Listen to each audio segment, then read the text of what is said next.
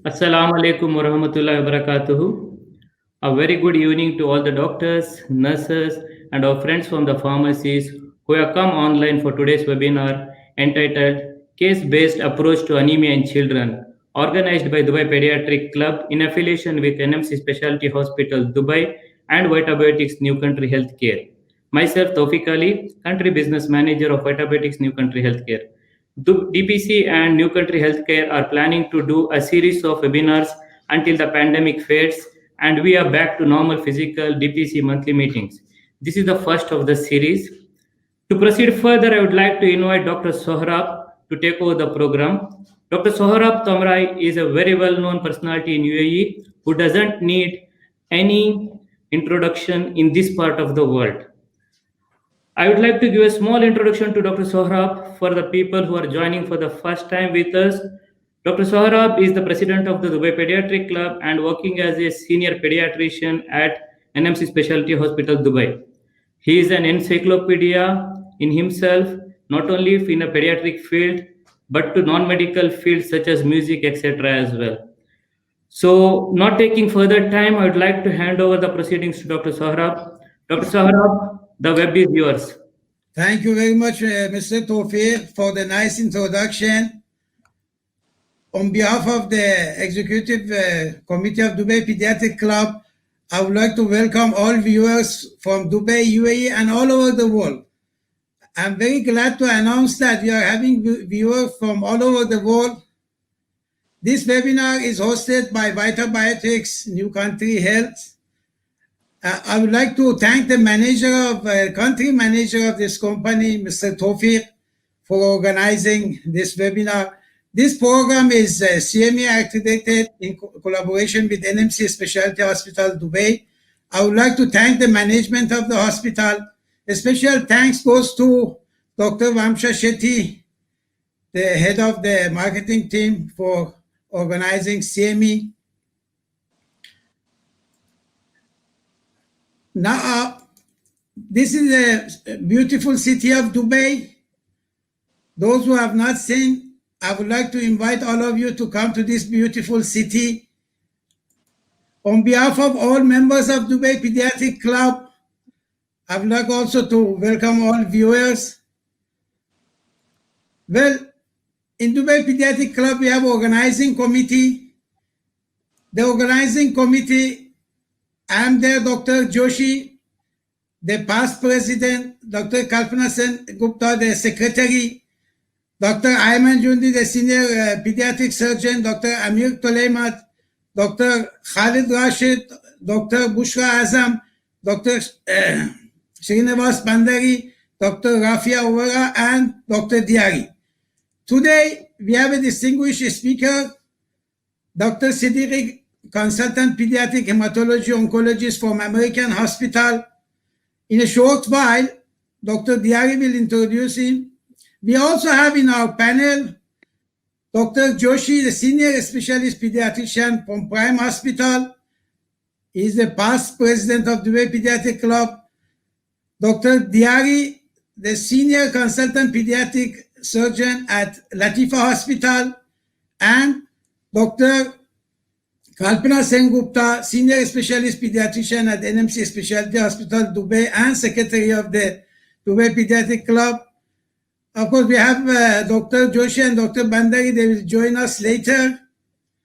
Now, this gentleman you see here is Mr. Tawfiq Ali.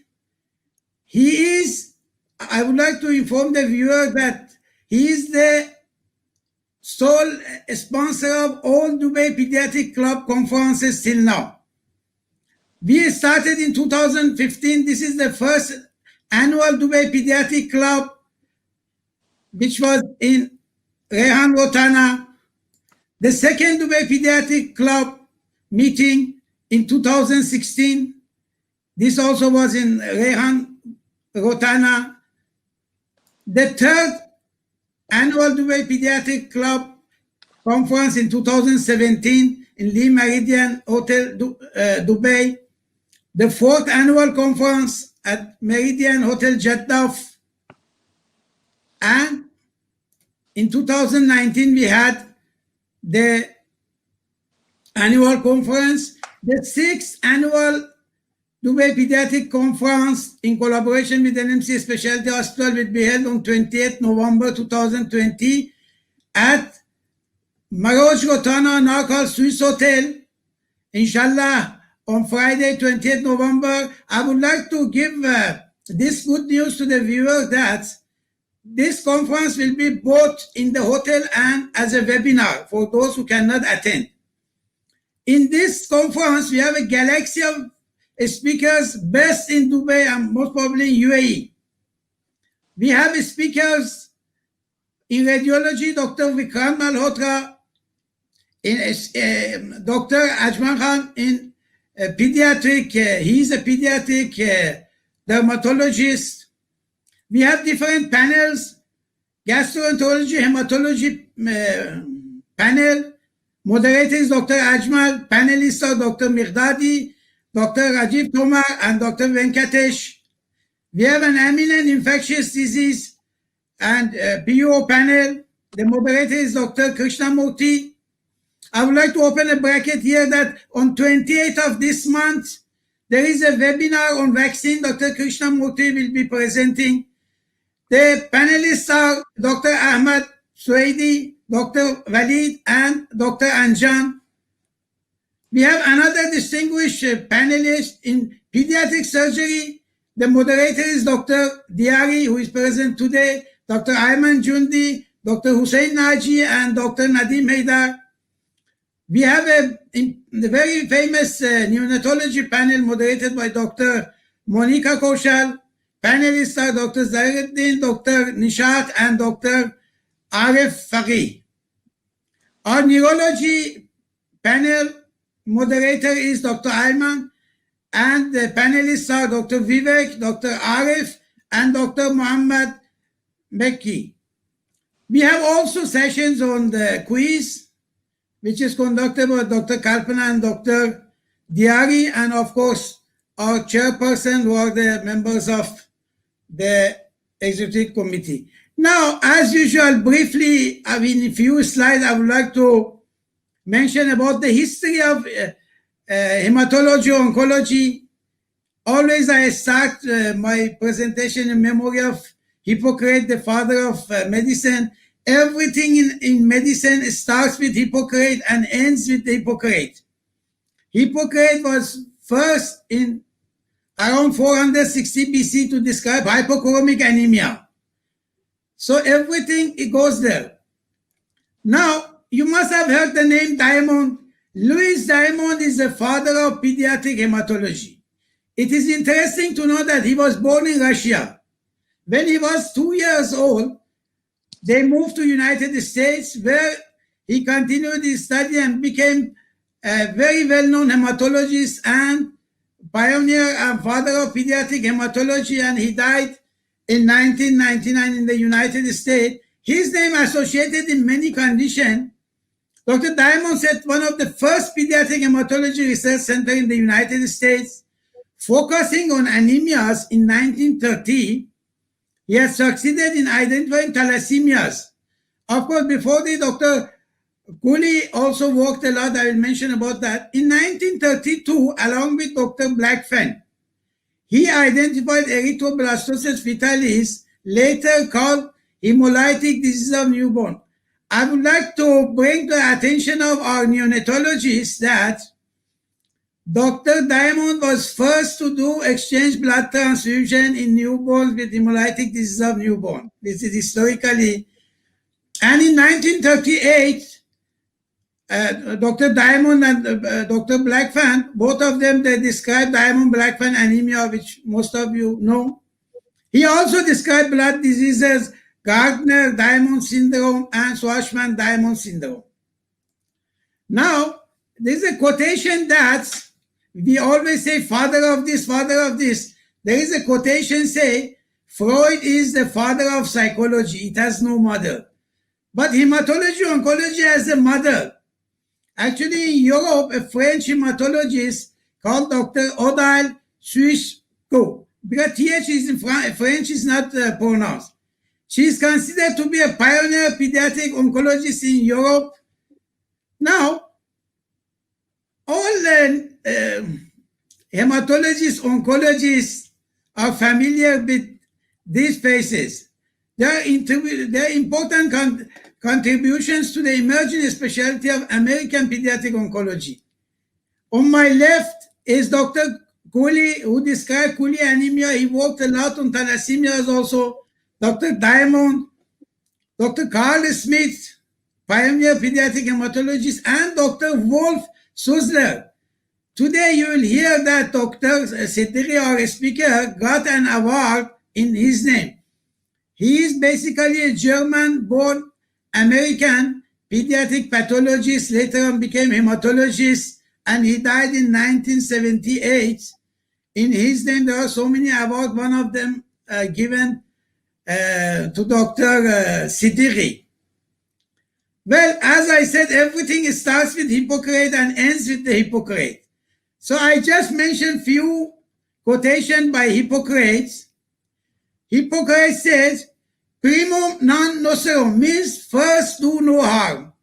If we can help the patient, well and good. If we can't, we should not harm. Second is, extreme remedies are very appropriate for extreme diseases. Please note the first you think of common diseases. And all diseases begin in the gut, as today Dr. Siddiqui also will mention. Now with this is a beautiful city of Dubai, Jumeirah Beach with Burj Al Arab Hotel, one of the 7-star hotel in the world. I think this is the first 7-star hotel in the world. And on my right is beautiful Sheikh Zayed Road with Burj Khalifa at night. I would like to invite those who have not seen Dubai to come and see this beautiful city. With this, I would like to end, and I would like to thank all viewers, and I would like to request Dr. Diari, the senior consultant pediatric surgeon at Latif Hospital, to introduce our speaker, Dr. Siddiqui. And I would like to request the viewer to write the questions in question and answer box and stay with us, because at the end of this webinar, there is a raffle draw with very valuable prizes. Those who are present, they will get the prize. Thank you very much. Over to Dr. Diari. Thank you, Dr. Zorab. Good evening, colleagues. I would like to introduce Dr. Siddiqui, our speaker for tonight. With over 15 years of experience in the pediatrics field, Dr. Abdulaziz Siddiqui is a consultant pediatric hematologist and oncologist. He obtained his medical degree from the Dow Medical College and certifications from the American Board of Pediatrics and Pediatric Hematology and Oncology. Throughout his prestigious medical career, Dr. Siddiqui has worked in some of the most notable hospitals and medical centers in the world, such as the Cook County Hospital in Chicago, Wayne State University in Detroit, and University of South Alabama. In addition, Dr. Siddiqui has received prestigious accolades that include the Children's Hospital of Michigan's Wolf Zulzer Fellow Research Award and Best Faculty Lecturer of the Year Award at University of South Alabama. His professional path has led him to American Hospital in Dubai, where he is considered as one of the most trusted physicians today. In parallel, Dr. Siddiqui is a frequent keynote speaker at international medical lectures and conferences, as well as an advisor for pediatric residents, a mentor, and a published medical researcher. Dr. Siddiqui, good night, and floor is yours. Thank you very much. Thank you for the kind introduction, and Bismillah ar-Rahman ar-Rahim. Assalamu alaikum, everybody. I would like to thank Dr. Sohrab for giving me the opportunity to present today. I'm going to go ahead and share my screen. So when I move my cursor, you'll be able to see that on the screen as well. And I feel very special and honored to be the first presenter for this web-based seminars. All right, so I'm going to talk about a case-based approach approach to anemia in children. I wanted to start with just showing you a CBC report. This is what the computer spits out when we run the CBC in the lab. Of course, the graphs are not included in the report, but if you look at these graphs, just briefly, there are two things they look at: the forward scatter that measures the size of the cells, and the side scatter that measures the granularity of the cells. And based on the size and granularity, the machine decides which cell is what. So, more granular, it's myeloid cells, and non-granular but bigger size lymphoid cells, etc. And here, these are all RBCs, and this is what the RDW shows, where the size of the variation of the size of the cells is. The wider this graph, that means more variable sizes of RBCs are present. So just, there are, everybody orders CBC, and there are about 30 parameters on a CBC. I always joke about it that, something is bound to come back abnormal. And that's the job security for a hematologist right there. But just as a hematologist, when I look at a CBC, the first glimpse, I look at three things. That's the WBC count, the hemoglobin, and platelets. So, and if the hemoglobin is abnormal, I also look at the RBC count and the MCV. Very rarely I pay attention to MCHC, which is like there's only one condition, hereditary spherocytosis, where it's high. Otherwise, I don't worry about these values. And similarly, hematocrit and hemoglobin are pretty much correlated. So I look at the hemoglobin. And then the next thing I look at is the differentials of the white blood cells.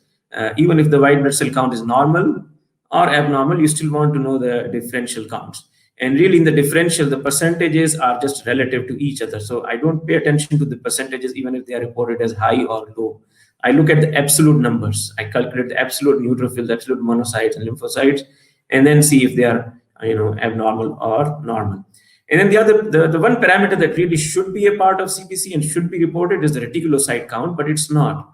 You have to order it separately. Really, it's actually included in the results when the CBC machine provides us the result, but it's not reported because they have to bill for it separately. And just on the same note, a lot of times, you see reports from either the lab technician or the pathologist mentioning there are atypical lymphocytes or bands or blasts on the slide. So what do they mean? So first of all, atypical lymphocyte. If you see, these are large size cells, lots of cytoplasm, and no granules. So these are not granular cells. So these are lymphocytes. And if you pay attention, there are some finger-like projections coming out. If you zoom in, this is what they look like, finger-like projections. These are your atypical lymphocytes. These are not blasts. These are not cancerous. You see them in viral illnesses, especially EBV. So if I see atypical lymphocytes on my slide, it reassures me that it is not cancer I'm dealing with, it's not leukemia. Okay, so if there are atypical lymphocytes mentioned on the report, think about viruses. Next is bands. These are granular cells. These are immature neutrophils. They're called bands because of the shape of the nucleus that looks kind of like a band. All right, and if you see bands, that means there are a lot of immature neutrophils, and you should think about bacterial infections. Again, infections, not cancers. Okay, now these are blasts. When you see blast or when they are reporting blast, now we should be concerned. These are leukemia. These are immature cells that should not be in the peripheral circulation, and these are lymphoblasts. Again, no granules in the cytoplasm. But the important thing is, look at the amount of cytoplasm remaining only. Very scant cytoplasm, barely any. And the lymphocyte is really very big and kind of folded as if it's trying to multiply. So a lot of chromatin, but very little cytoplasm. These are lymphoblasts. And these here are myeloid blasts because we see granules in the cytoplasm, and this here is in our rod bodies. Again, if you look at the nucleus, very large nucleus, a very loose chromatin, nucleoli here, 2, 3 nucleoli. This one is about to, like, as if it's going to multiply into 3 nuclei, but it's only one cell.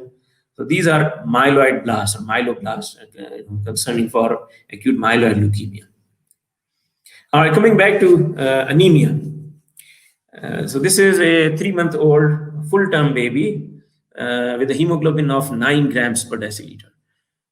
So this is just a quick revision or a quick reminder that in little babies they get a what we call physiologic drop, physiologic anemia. It takes place around 3 months of age in a full-term baby, and the nadir for hemoglobin is 9.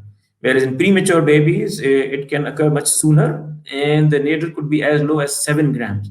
So if a premature baby has a hemoglobin of 8, we still don't need to worry. This is considered normal. And the hemoglobin is low because the babies don't need more hemoglobin. They don't need more hemoglobin than that. So what is the definition of anemia? Basically, hemoglobin level, if it's too low to meet the cellular oxygen demand, that's called anemia. But for practical purposes, for practice purposes, we need to look at the reference ranges for age and gender, and sometimes race, and any number that is 2 standard deviations below the mean value for that age and for that gender is considered anemia. So I keep my Harriet Lane handbook, or you can use any other standard pediatric handbook to look at the reference ranges, because the numbers or the values change or vary from age to age and from boys to girls. This is a very old paper from 1979, and I just wanted to show you or emphasize that the hemoglobin levels as well as the MCV varies from age and by gender. So, don't go by the reference ranges mentioned in your report from the lab or from the hospital. A lot of times those are just adult reference ranges. So even if they are reporting low, we should still double check. And how do you classify anemia based on etiology? It could be 3 causes. Either there is decreased production, or there is increased destruction like hemolysis, or the patient is bleeding. Now, bleeding is bleeding. You'll be able to see patient is bleeding, acute blood loss. But for production, of course, the production takes place in the bone marrow. So if there is any problem with the bone marrow, such as leukemia or radiation exposure, that could knock down the marrow and could lead to anemia. Nutritional deficiencies such as iron, folate, or B12 deficiency could cause anemia. Erythropoietin is produced in the kidneys. So rarely, but we do see patients sometimes present with patients with chronic renal failure and just presenting with the normocytic anemia, and that's the first sign they have. And if you have ruled out everything and you look at creatinine, and the creatinine is high, so you could actually pick up chronic renal failure. And ineffective erythropoiesis would include thalassemias. Now, the hemolysis could be from intrinsic, meaning something wrong with the cell itself, either membrane defect or an enzyme deficiency, etc., or nothing wrong with the cell, but something from outside is breaking the cell, like antibodies. All right, moving on to the next scenario. It cannot be an interactive session, so I'm just going to ask the questions and pause for a second and let you think of the answer in your minds. 5-year-old child with a history of new onset macrocytic anemia, or MCV is high, or megaloblastic anemia, and history of necrotizing enterocolitis and prematurity. This is the one that Dr. Sohrab was referring to, that all diseases start from the gut. All right, so this patient had necrotizing enterocolitis, which is a significant part of the history. Another one, 15-year-old on strict vegan diet, and third one, 9-year-old child on unpasteurized goat milk. So the first one, 5-year-old, this is actually a real patient that I saw. He was born premature, and for necrotizing enterocolitis, the child ended up getting ileal resection. And as you know, vitamin B12 is absorbed in the terminal ileum. So if a patient cannot absorb vitamin B12, he will develop a vitamin B12 deficiency and present with macrocytic anemia.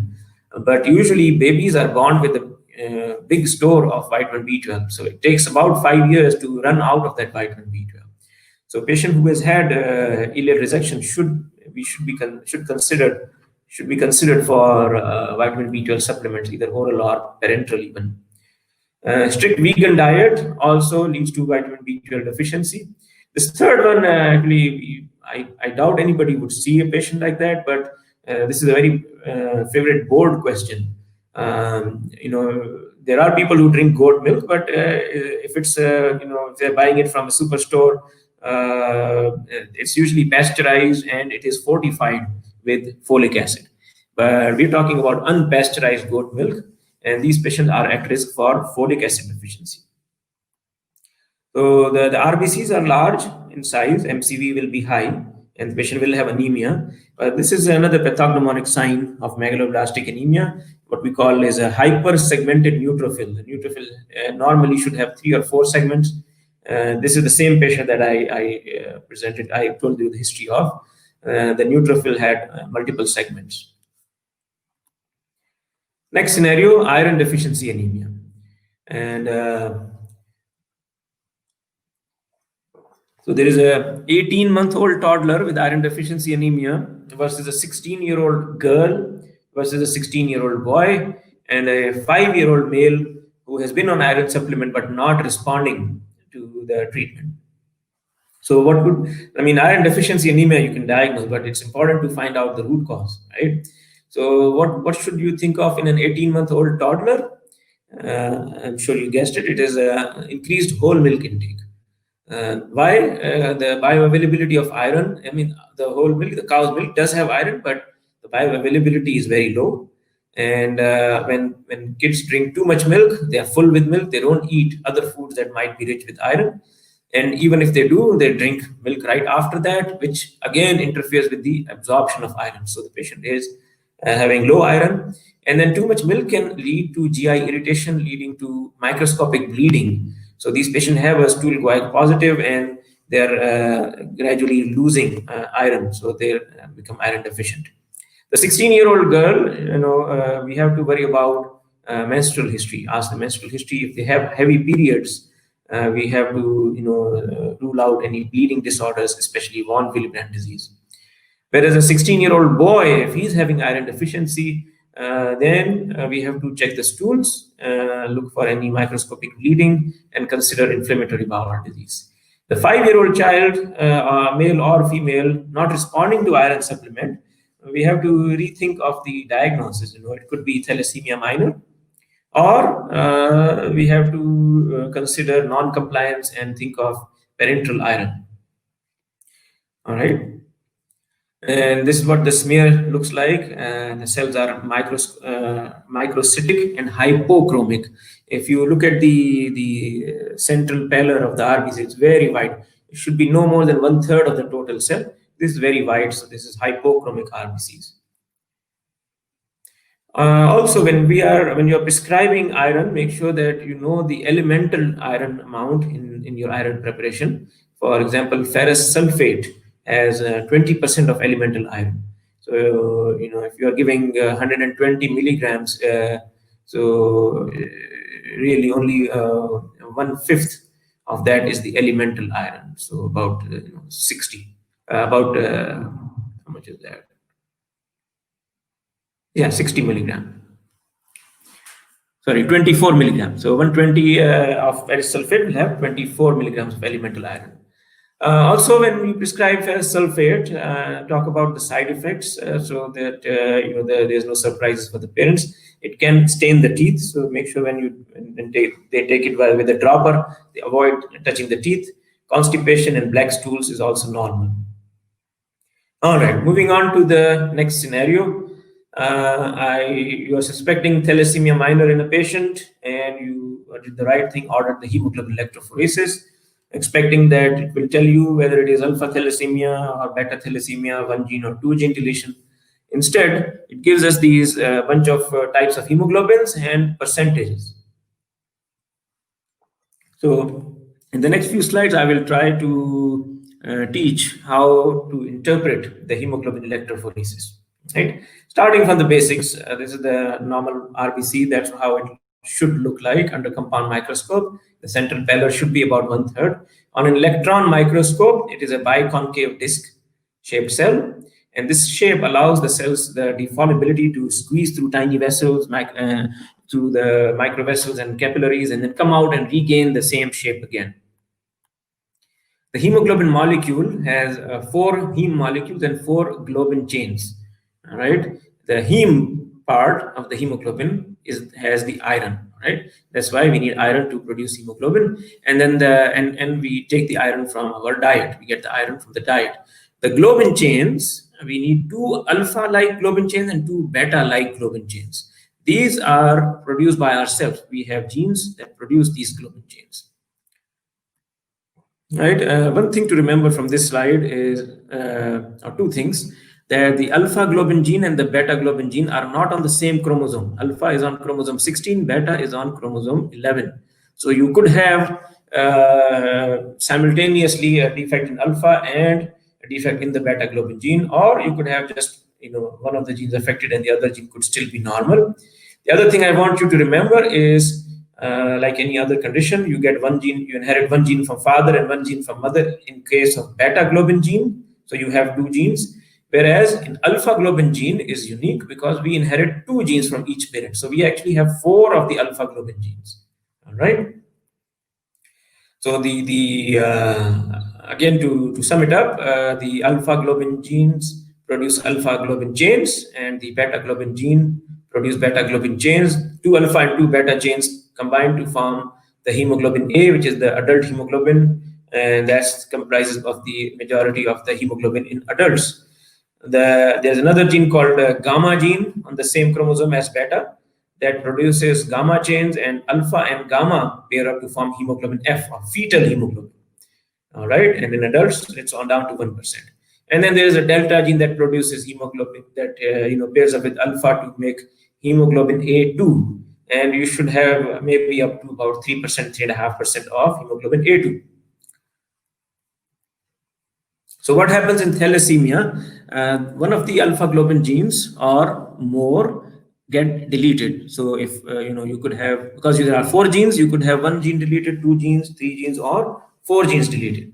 1 or 2 genes deleted, these patients are considered carriers only, or silent carriers. 3 genes may have symptoms, intermediate. 4 genes not compatible with life. Beta thalassemia, again, deletion of the beta globin gene, so we don't have enough beta globin chains. 1 gene deleted, it's called minor or carrier, clinically asymptomatic, but they carry a deleted gene, so they can pass it on to their children. But if both genes are deleted, that's thalassemia major. Now, there are some other hemoglobinopathies. These are not deleted, but these are mutated genes. So the same beta globin gene, if there is a mutation, a point mutation, basically, that leads to a substitution of one of the amino acids, glutamic acid, is replaced by valine at position number 6 on the beta globin gene.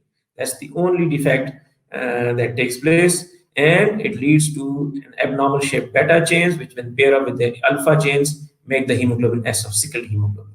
And then, I'm not going to go into details of the sickle cell disease. That's beyond the scope. Now, you could theoretically and practically have a deletion in one of the beta globin gene and mutation in the other beta globin gene, right? So let's say you have from one parent you inherited a deleted beta gene, so there's thalassemia minor. But from the other parent you inherited a sickled hemoglobin, a sickled beta gene. So now one gene is only producing sickled beta chains, and the other gene is not producing anything. These patients are called hemoglobin S beta thalassemia, and this is a variety of sickle cell disease. They behave like sickle cell disease patients. Hemoglobin C is another hemoglobinopathy. Again, results from substitution of the same amino acid, glutamic acid, at position number 6 by lysine. Hemoglobin C by itself, even if it is homozygous, does not cause any problems. The patient live a normal life. It's only when one of the gene has S defect and the other gene has C defect. We see that in African population. It's called SC disease. It is again a variety of sickle cell disease. And if you look at the slide, hemoglobin C patients usually have target cells. Then there are some other hemoglobin varieties. Hemoglobin E, seen in Southeast Asians. again result from a single amino acid substitution and hemoglobin D or hemoglobin D Punjab. I remember recently there was a discussion on the WhatsApp group that the patient had SD reported on newborn screening. S and D can sometimes be confused on the newborn screening test. So SD probably means that they are thinking either this patient has an S or a D hemoglobin. All right. If it was a homozygous, they would have mentioned, or they would mention it, that concerned about sickle cell disease with homozygous SS, or there is no hemoglobin A or D, so they will report it as such. When they say only S or D reported, what they are implying is, or what we should understand is that they're saying that is only small amount of S or small amount of D. We have to clarify from repeating the hemoglobin electrophoresis. But there is still presence of hemoglobin A, so this is a trait, not homozygous. Okay. Again, hemoglobin E and D by themselves are asymptomatic. Even if they are homozygous, it's not a big deal. They live normal lives. This is what a hemoglobin electrophoresis looks like in the lab. This is a gel medium, and what they do is they put a positive and a negative electrode on opposite ends, and then they take the patient's blood sample and drop the hemoglobin on the gel. And depending on what type of hemoglobin it is, hemoglobin A, F, or S, and they have certain size and weight and certain charges on the hemoglobin molecule that makes them move on this gel medium at a certain speed. So here, patient number one, you see a small band of A, small band of F, S, and C. This is a control sample. Okay, just to make sure that the gel is working. Patient number 2 has a lot of hemoglobin A, but there's no F, S, or C. So what does this patient has? This is a normal adult patient who has 95% hemoglobin A. Number 3 has some A, but more F. See, F is darker, so this is more F.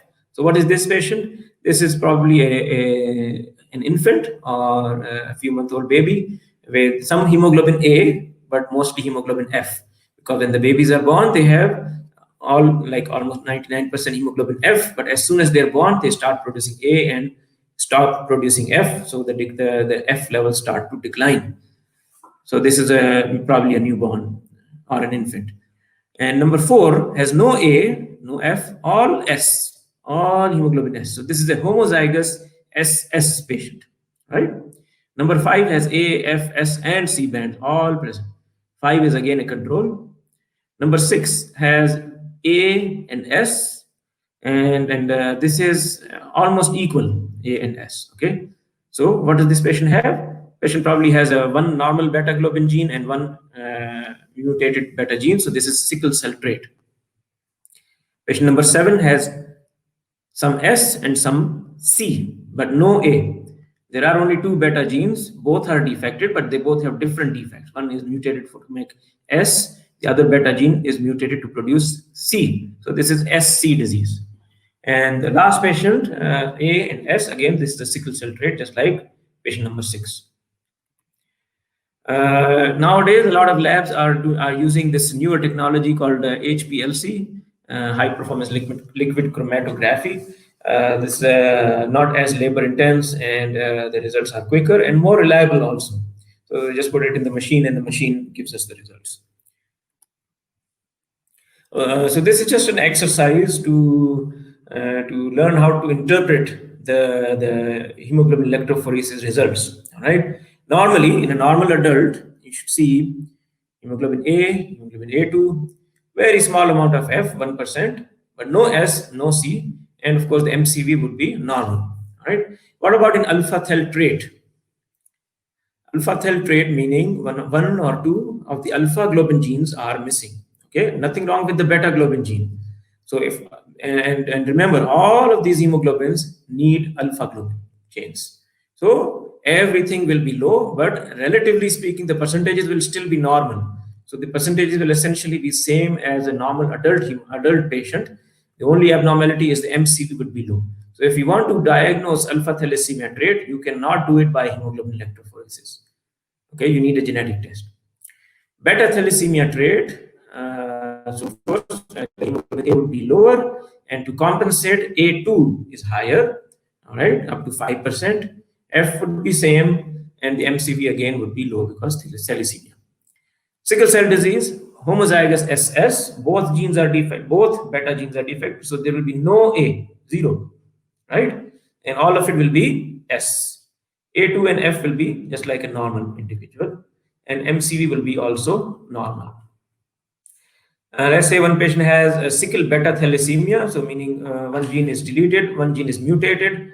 It will be similar to sickle cell disease. The hemoglobin A would be 0, and S, and most of it will be S. But because this is thalassemia, the A2 will try to compensate. Okay, so the A2 will be high, 5%, and MCV will be low, again because of thalassemia. SC disease, you will have 50-50, half S and half C, but 0 A. Okay, again MCV will be low because of the hemoglobin C. And there is a variety of sickle beta thalassemia where the beta thalassemia gene or the deleted gene is not completely deleted, it's still there, but it's producing in a very small amount. All right, so maybe about 40% will still be hemoglobin A, high A2, and 60% will be S. All right, I know I'm not good in maths, the numbers don't add up to 100%, but you get the idea. All right, the MCV will be low. All right, these patients also behave like sickle cell disease, but a little milder form. And the sickle cell trait, as we talked about it, half A and half S. Well, it's not exactly half; it's more A. Okay, about 60% and 40% S. All right, next scenario. You get the newborn screening results on baby, and they said G6PD is low. So what do you do with this piece of information in a newborn baby? All right. First of all, we need to ask some things in the history. Ethnicity is very important. The baby is African origin or Mediterranean or Middle Eastern. All right. And then the next thing we want to know is gender. Why gender? Because this is an X-linked disorder, so it should affect only boys. Family history, because it's an X-linked, so we have to think about mother's side of the history, maternal uncles, and neonatal jaundice. I'll talk more about that now. And what labs will you order, and then when would you refer to hematology? G6PD deficiency is one of the most, is the most common enzyme deficiency in the world. It's quite prevalent in African population as well as in the Mediterranean region and Middle East. There was one paper that reported around 5% of general population in Saudi Arabia have G6PD deficiency. It's an excellent inheritance. The G6PD is needed because it neutralizes or reduces the oxygen radicals produced. So any kind of oxidative stress from diet or from medications or from illnesses can, if they go unchecked and there are a lot of oxygen radicals, they can hemolyze the RBCs. And why it's a problem? It's deficient everywhere, but it's a problem for RBCs because the RBCs don't have nuclei. So they're packed with a small amount of G6PD, and if they are deficient, they cannot replace. When it is utilized, the RBC has to go. RBC has to die. Reticulocytes, because they are immature RBCs do have nucleus, right? So the reticulocytes actually have a higher amount of G6PD. And if a patient is presenting an acute hemolysis crisis, hemoglobin is low, and really the RBCs that are remaining are mostly reticulocytes because the mature red cells are already hemolyzed. So now if you check the G6PD level, it may come back falsely normal. So we should not be checking G6PD levels, or we should not rely on G6PD levels during an acute crisis, and this is just a clinical diagnosis. On the peripheral smear, we see these very unique abnormality in the RBC shape.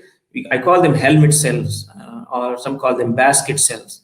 So this is the handle of the basket, and this is the, so instead of the like a full circle like this one normal cell should, this is how a normal cell should kind of look like. There is a basket shaped cells. Okay, you must have read about Heinz bodies. These are denatured hemoglobin, but we need a special stain. We don't see that in the regular CBC smear. But we do see these cells and pathognomonic of G6PD. There are three varieties. Class 1 is the most severe enzyme deficiency, less than 10%, and these patients are chronically hemolyzing all the time. Even if they're not exposed to any fava beans, they are hemolyzing. Very rare. Type 2 is the one that we see in the Mediterranean and the Middle Eastern population. Enzyme levels very, very low, and they get into trouble when they're exposed to all these triggers. If they avoid the diet, they avoid the fava beans, and they avoid the medications, they're fine. Okay. Type 3 is the African variety. This is the milder form. Even if they get exposed to fava beans or medications, a lot of time they don't go into hemolysis, and the amount of G6PD is low, but still more than 10%. All right, so this is the list of likely unsafe medications. Most important thing is Septin, cotrimoxazole, sulfa drug. You try to avoid that. And then resburicase is a medication used in tumor lysis for leukemia patient. Fava beans, mothballs should be avoided, and henna is listed. I tell the patients to avoid it. I'm not 100% sure if it is really bad or not, but I tell them to avoid. Panadol and Brufen are fine. Okay, they can have that. Now, the American Academy of Pediatric guidelines have listed G6PD as one of the major risk factors for severe neonatal hyperbilirubinemia. All right, and so the threshold for exchange transfusion or phototherapy should be lower. And also, if we know the baby has G6PD deficiency, we should inform the mother to avoid offending foods and drugs while breastfeeding. Okay, this is just the graph. I just wanted to remind you that when we are looking at the bilirubin levels in newborn babies, to look if they need phototherapy or not, we should not be looking at the dotted line. We should use this the solid line, because G6PD deficiency is among the risk factors. So the threshold for phototherapy is lower. Similarly, for exchange transfusion, the threshold is lower. Okay. Next patient, again a board favorite. They show this slide even in pediatric board, and look at the RBCs. There is no central pallor, completely round. Of course, you guessed it. This is hereditary spherocytosis. But they're asking about surgical history of this patient. All right. This here is a nucleated RBCs. So immature RBCs are spitted out because they're hemolyzing. So this is a nucleated RBC, which we don't see normally in peripheral blood, but in case of hemolysis, you see that. And these are Howell-Jolly bodies. Howell-Jolly bodies. These are found in patients who has had splenectomy. So the surgical history for this patient is because of hereditary spherocytosis, he was having anemia, requiring blood transfusion, ended up getting splenectomy. So now he's not requiring as much transfusion, but he's retaining all these spherocytes and even the cells with the Howell-Jolly bodies, which would have otherwise been removed by the spleen. There are some unique features in the RBC membrane. And before we talk about hereditary spherocytosis, it's important to just briefly know them. The lipid bilayer is there, like any membrane, all right? And there are these transmembrane proteins that go through the full thickness of the lipid bilayer. These proteins act as channels for transporting electrolytes. On the outside, they are bound to other molecules that make our blood group antigen, type A, type O, RH, Nuckel, Duffy, minor blood groups, all of them.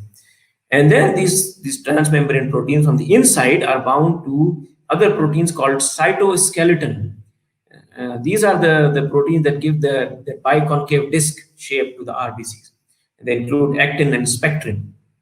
And then these cytoskeleton in turn is bound to the hemoglobin molecule. So everything is connected to each other, which is why you see in sickle cell disease, the defect is in the hemoglobin molecule. So instead of a square shape, it stretches out into a straight line. But because everything is attached to each other, it pulls on the cytoskeleton, which pulls on the membrane, and the cell becomes sickle shaped. Hereditary spherocytosis, it's autosomal dominant. Okay. However, 25% of the times there is a sporadic mutation. So you may not always find a family history positive. All right. It's an abnormality of one of the cytoskeleton protein called spectrin, and the cells become spherocytes. And because they are a sphere, they're not, their deformability is decreased. So they, when they try to squeeze through tiny blood vessels, especially in the spleen, they get hemolyzed. Okay. How do they present? Of course, all the signs and symptoms of hemolytic anemia, low hemoglobin, jaundice, high reticulocyte count. Coombs test will be negative, all right? And these patients have enlarged spleen, and if they are chronically hemolyzing, they are high risk for developing gallstones. Like I said, 75% of the times at least, there should be a family history. And the family history, you'll have to kind of dig into it. Sometimes the parents will say, oh, no, there's nothing wrong with us. And then when you ask them, anybody has had a spleen or a gallbladder removed at a young age, and then the father will say, oh, yeah, when I was a child, I had my spleen taken out. I don't know why. That's what it was. These patients, when we are counseling them, we also remind them of a plastic crisis where the bone marrow stops producing RBCs temporarily, especially secondary to viral illnesses like parvovirus. And then the diagnostic test is called osmotic fragility testing. So the cells are more fragile, so the osmotic fragility is increased. We treat them with folic acid because they are hemolyzing all the time, so they need high folic acid. Transfusion, because they are used to having low hemoglobins, we can most of the time let them drop the hemoglobin up to 5 grams. If it drops below 5, I usually transfuse, even if they are asymptomatic. All right, and the patients who are requiring transfusions multiple times, we do splenectomy.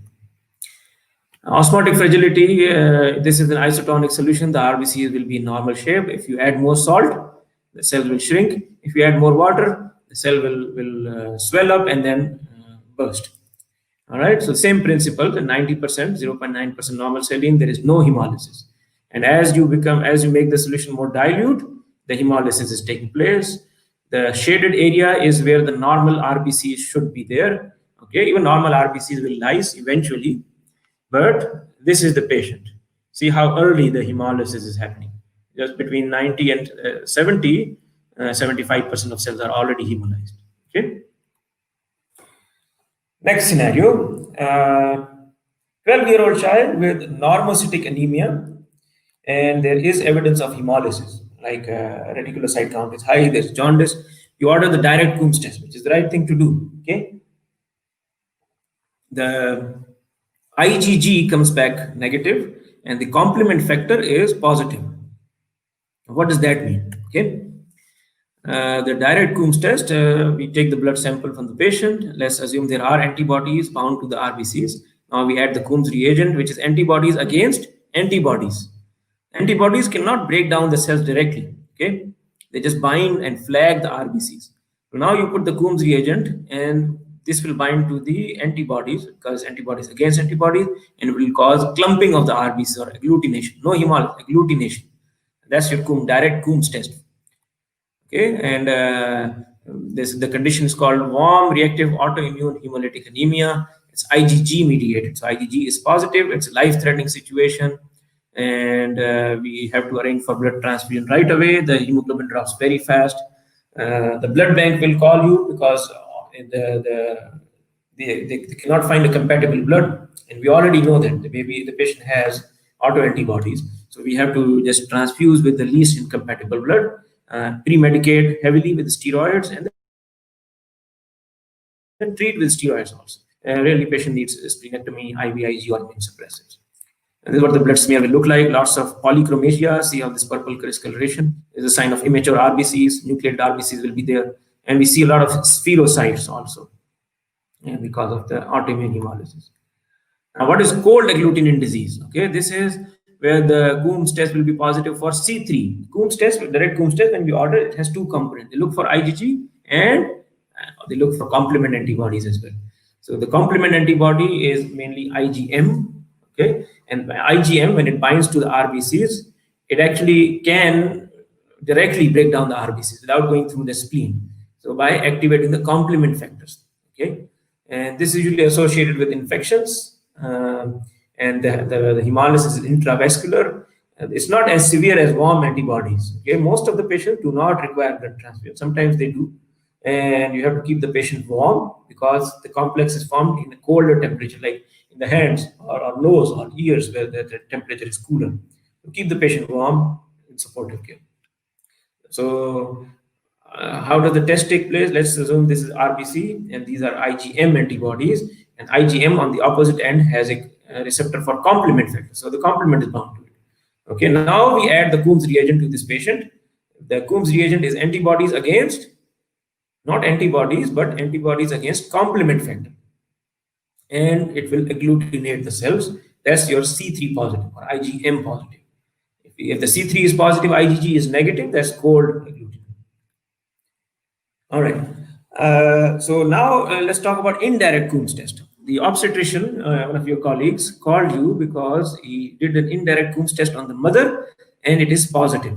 So what does that mean for the baby, and what's the next step, and when should we try to deliver the baby?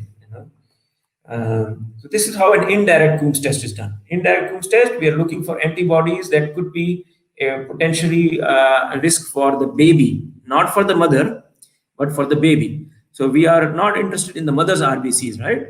So we take the mother's sample and throw away the RBCs. We only take plasma. Let's assume there are autoantibodies, not alloantibodies in the plasma. Now we add commercially available O negative RBCs in the sample. If the antibodies are there, they will go and sit on them.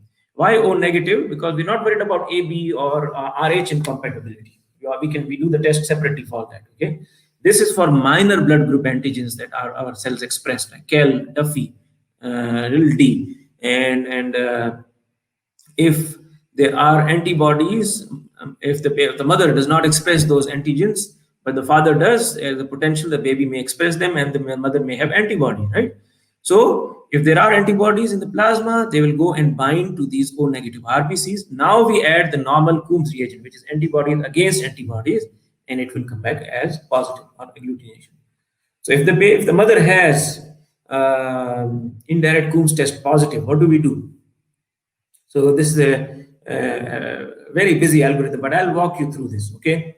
First, we have to ask the lab what kind of antibodies are these. They're able to tell you, if it's RH or non-RH or Kel or Duffy, they'll tell you exactly what kind. And then you basically try to test the father, see if the father is positive for it, or you can do a genetic test on the father to see if he has even heterozygous for that. So which means that the baby can possibly express that antigen. If you think that the baby could express that antigen, or if you're not able to determine, then you actually go ahead and do the test on the baby. You do the test on the baby, you do a DNA testing by amniocentesis, and let's say as the baby come back positive. The baby is positive. Now you want to know if it is first pregnancy or a subsequent pregnancy. Okay, usually first pregnancy not very high risk, but it could be high risk, but could be at risk. But second pregnancy definitely at risk. And now you want to ask the lab what is the titers of the antibodies. Yes, we have antibodies against Kel, for example. They will tell you is 1:4, 1:8, 1:16, etc. If the titers are less than 1:4 for Kel or less than 1:16 for all others blood group antibodies, it's not a problem. You just keep checking the titers until they go beyond those numbers. If they're less than that, you don't have to worry. But if they are more than that, now you think that the baby may be hemolyzing and may develop anemia. How do you check for anemia? You start doing Doppler ultrasound at 18 weeks of gestation. And on the Doppler ultrasound, you're going to look for the velocity of the blood flow in the middle cerebral artery of the fetus. Dr. Sadiq, the faster the blood is flowing, the blood is anemia. Dr. Sadiq, 5 minutes. Thank you. Again, let's say the titer is more than 1:4 or 1:16. You start checking velocity in the middle cerebral artery. If the velocity is too high, then you have to check the fetal hemoglobin. And if the hemoglobin is at least 2 standard deviations below the mean value, you have to make a decision. If the gestational age is more than 35 weeks, you deliver. If it's less than 35 weeks, perform intrauterine transfusions. Okay. All right, so I will try to go through the next slides quickly. 15-year-old female with headaches, anemia, and jaundice, but low reticulocyte count. Okay, so your anemia and jaundice, you're with the patient, you're thinking hemolysis, you order reticulocyte count, which you expect to be high, right? The bone marrow should try to compensate. But here, even the reticulocyte count is low. You do the direct Coombs test and it is negative. So what is this? This is a rare condition called paroxysmal nocturnal hemoglobinuria, PNH. Okay, and what happens in PNH? There are three things: intravascular hemolysis, hemoglobinuria, thrombosis, and thrombosis could be intra-abdominal. We call them Budd-Chiari syndrome, or cerebral vein thrombosis, stroke, etc., headaches, and aplastic anemia or bone marrow failure. Okay, so not only do they have hemolysis, but even the bone marrow failure occurs. That's why they have low reticulocyte count. And what is wrong with them? There are proteins called CD55 and 59 expressed on the surface of the RBC membrane. These proteins are supposed to suppress the complement factors. And if these if these CD55 and 59 are not there, the complement factor get activated spontaneously and they cause hemolysis.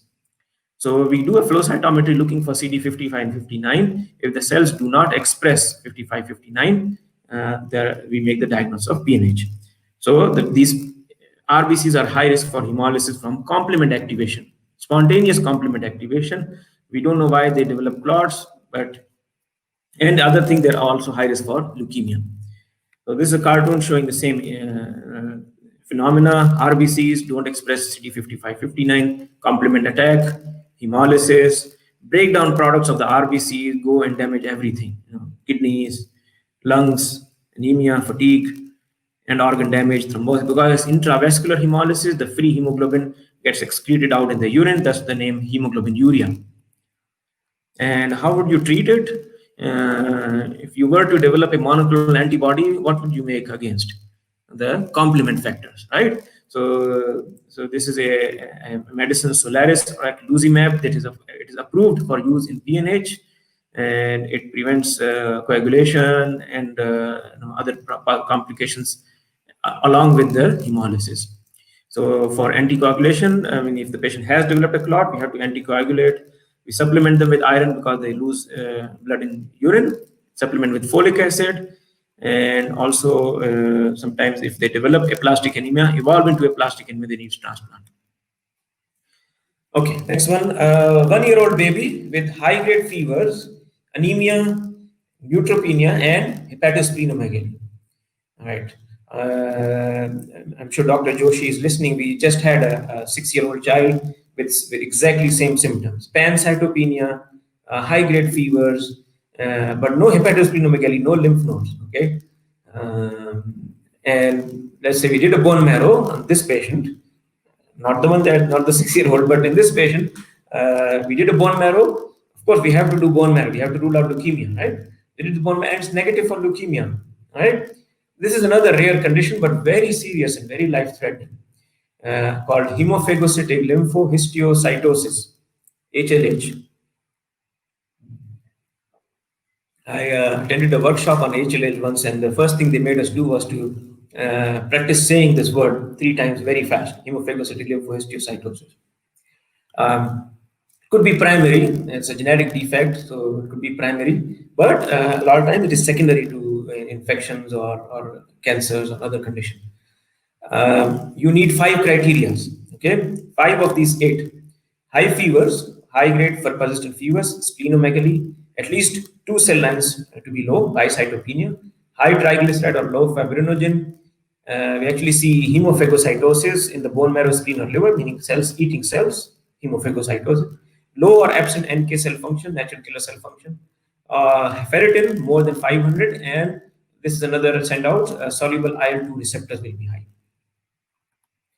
Okay, this is the bone marrow slide showing hemophagocytosis. This is a histiocyte. that it's not a cell with 3 nuclei. There's a histiocyte that is that has eaten these 2 cells and in the process of digesting this one and then going after more cells. Okay. It's a rapidly progressive disease, life-threatening, and the key is to make early diagnosis, think about it early, and start steroids early. We also use etoposide chemotherapy along with the steroids.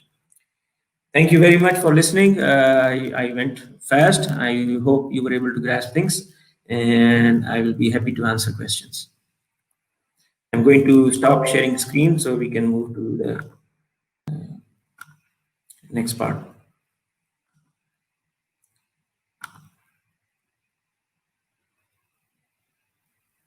Thank you, Dr. Sadiqi. Thank you very much for this nice presentation and highlight on almost all causes of pediatric anemia. Thank you very much.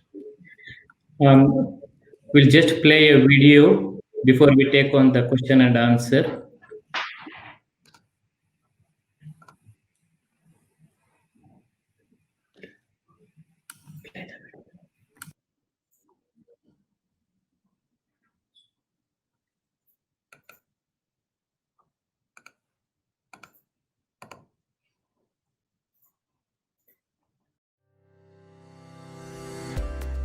Pediatric, an award-winning nutraceutical company. It is the first nutraceutical company to complete 50 successful years. Benefits of ferroglobin liquid: helps in the synthesis of hemoglobin in the body for children, acts as an appetite enhancer, reduces fatigue and dizziness due to anemia, reduces pale skin and leg cramps due to low hemoglobin levels, rectifies insomnia associated with anemia, gentle on stomach, helps in intellectual performance, and resistance to infection. Dose: for adults, give 5 ml 2 times daily. For children 1 to 4 years, give half a teaspoon daily. For children 4 to 12 years, give 1 teaspoon daily.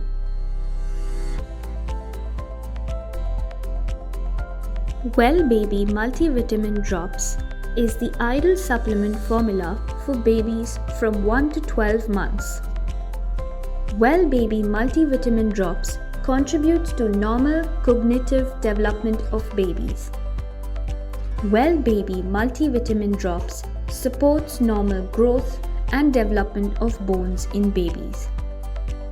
Well Baby Multivitamin Drops helps to boost immunity in babies. Well Baby Multivitamin Drops is an appetite enhancer. Well Baby Multivitamin Drops supports overall health and wellness in babies. Well Baby Multivitamin Drops contains no artificial colors or sweeteners. Dose: for babies from 1 to 12 months, give 0.5 ml twice daily. Pediatric is proud to present the comprehensive multivitamin formula for babies aged 6 months to 4 years, Well Baby Multivitamin Liquid. Well Baby Multivitamin Liquid contributes to normal cognitive development of children. Well Baby Multivitamin Liquid supports normal growth and development of bones in children. Well Baby Multivitamin Liquid helps to boost immunity in children. Well Baby Multivitamin Liquid provides required nutrients for picky eaters. Well Baby Multivitamin Liquid supports overall health and wellness in children. Dose: for 6 months to 4 years, give 5 ml daily, 1 teaspoonful. Pediatric has recently launched its comprehensive multivitamin formula for school-going kids aged 4 to 12 years. Contributes to normal cognitive development of children. supports normal growth and development of bones in children, helps to boost immunity in children, provides required nutrients for picky eaters, supports overall health and wellness in children, has natural orange flavor. Dose: for 4 to 10 years, give 1 teaspoon. Am I audible? Am I audible? Yes, yes. Thank you very much. Thank you very much, Dr. Siddiqui, for the excellent presentation. Actually, before opening the session for question and answer, I would like to give just one announcement. I would like to request all viewers to stay with us. After the question and answer session, there will be raffle draw. We have valuable prizes. And there is an announcement. One about the CME certificates. An email will be sent to your email asking you to complete the quiz, and after that the CME certificate will be given to you. On 28th of this month also, DPC has another webinar on vaccine by Dr. Krishnamurthy, consultant pediatrician at Jalila Hospital. The link will be sent to you later. Just one point I want to mention before requesting, I don't know if Dr. Joshi has joined us. Dr. Siddiqui said about thalassemia. Actually, initially, it was found in Mediterranean region. Thalasso means sea. Emia means anemia. So they thought this anemia is coming from the sea. So another thing, people who discover something, they died of the same thing. Dr. Siddiqui got his award, Sulzer Award. Sulzer described leukemia and all. He died of leukemia. Like Laennec described the tuberculosis, he died of tuberculosis. By going mentioning, there are so many scientists. Now, with this, I would like to request Dr. Joshi, Dr. Kalpana, and Dr. Diari to start the question and answer session. After that, we will have draws. Thank you very much. Thank you, Dr. Saurabh. Can you hear me? Yes, please. Okay.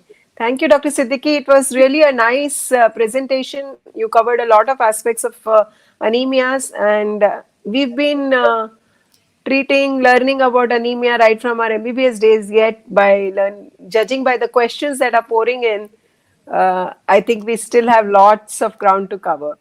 So I will start first with the first question, or rather a comment from Dr. Krish, who is asking about the definition of anemia. As you mentioned that we would look at charts and we'll go by less than 2 standard deviation. So he would like to know whether by doing so, are we delaying the diagnosis of anemia? And is it really practical in day-to-day OPD to, go by this? Yes, so hopefully the lab would go through the trouble of finding the correct reference range for that age and for that gender, and mention the correct reference range. But that is not always the case. So I always, keep a bookmark on the page on my Harriet Lane where the reference range is. And it's a quick look. I just open it and make sure that the patient, if the patient truly has anemia or not, and then move forward with that. So that's the quickest way. Just have something handy, put it on your wall, a table that you can just quickly glance at. CBC. Everybody orders CBC. It's not something that you would rarely need. There's something you'll probably need on several patients every day. So it would be a good idea to just keep it handy. And same thing for MCV. It's on the same table, they will give you the reference range for MCV as well.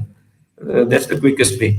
And if you really think that the patient has anemia, then you have to look at the MCV and then look for causes. Okay. Right.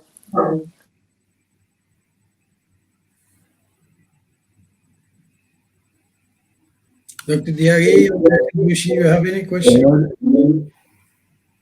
Thank you, Dr. Siddiqui. Thank you, Dr. Siddiqui. Some questions from Dr. Rasina. How to calculate absolute lymphocytes? Yes, so absolute lymphocytes, Some labs they will report percentages and absolute counts both. Sometimes they only report percentages. So what you want to do, these are percentages from the total white cell count. You take the, let's say it is 20%. Let's say white count is 10,000 and 20% is neutrophils. So 20 divided by 100 times the total white cell count, that's your absolute neutrophil count, which will be 2000.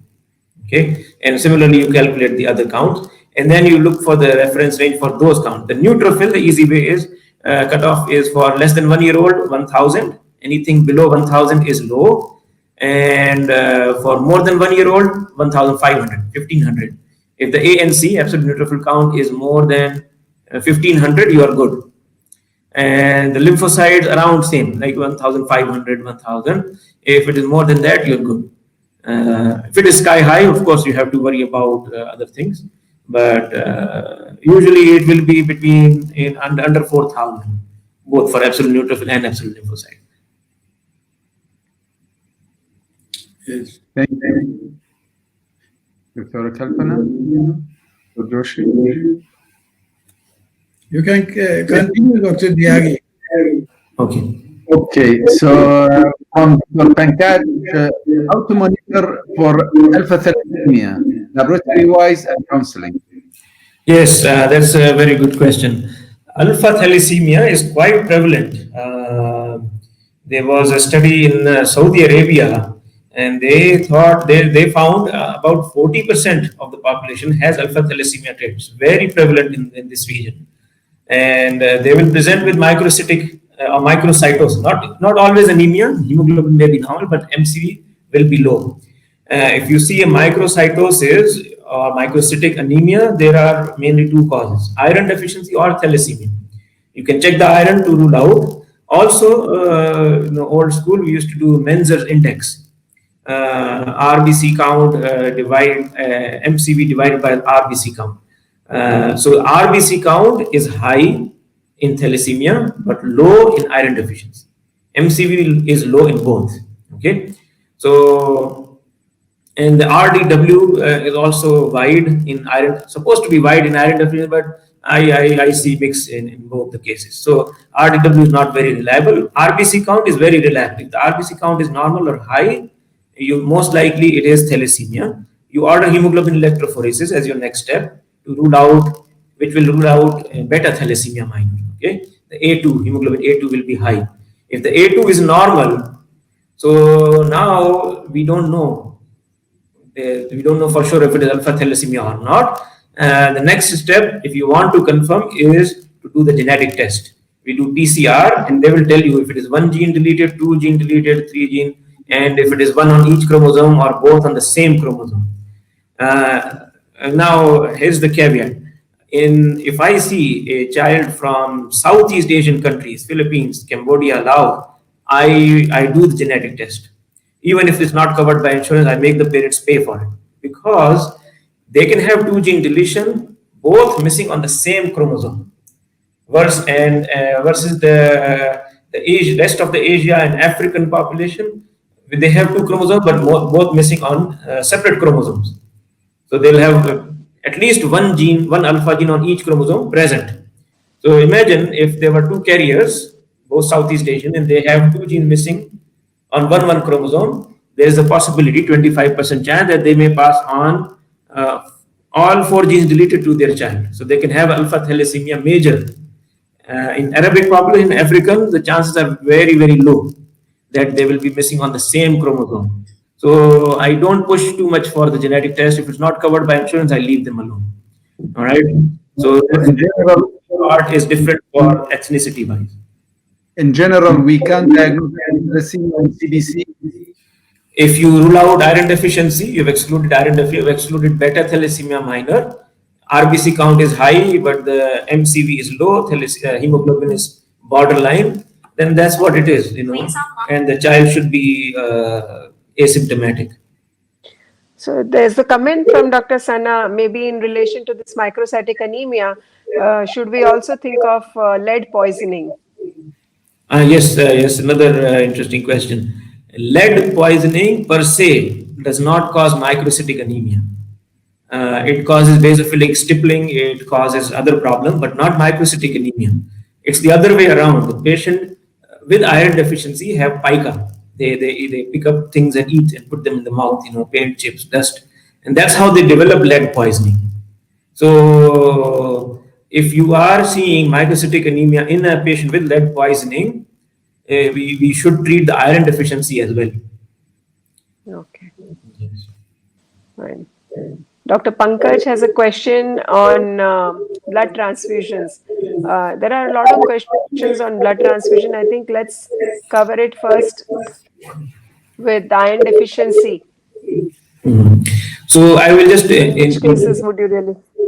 Yeah, so just generally speaking, the cutoff for acute anemias, like in chemotherapy induced or other acute hemolysis or blood loss, the cutoff is 8 grams. If the hemoglobin drops below 8, even if asymptomatic, I would transfuse. But for chronic anemia patient like sickle cell disease and iron deficiency anemia, their body has adjusted to lower hemoglobin. I can let it drop to 5. So cutoff is 5 grams. And then typically every 3 mLs per kilogram will raise the hemoglobin by at least 1 gram. So if I have a patient with like less than 8 grams acute blood loss, I give them about 10 to 12 mLs per kg RBCs. If it's a chronic anemia patient, iron deficiency, and they are just below 5, I don't want to correct them very rapidly also. That could be bad for them. So I give them like 5 or 6 mLs per kg and then repeat. And if they are still low, I give them another 5 mLs and just start iron and let the iron help them and bring it up, bring it back to the normal.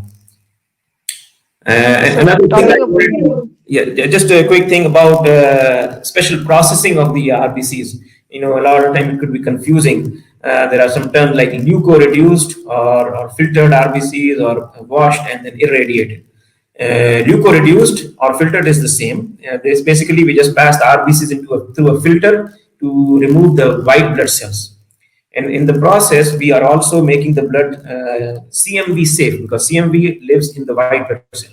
If you remove white blood cells, it becomes CMV safe. You don't need CMV negative. Unless it's a bone marrow transplant patient who is known to be CMV negative, you don't need CMV. Only CMV safe, which is leuko-reduced. And we should do all the blood products should be leuko-reduced and filtered. Irradiated is needed for immunosuppressed patients, aplastic anemia or leukemia, cancer patients.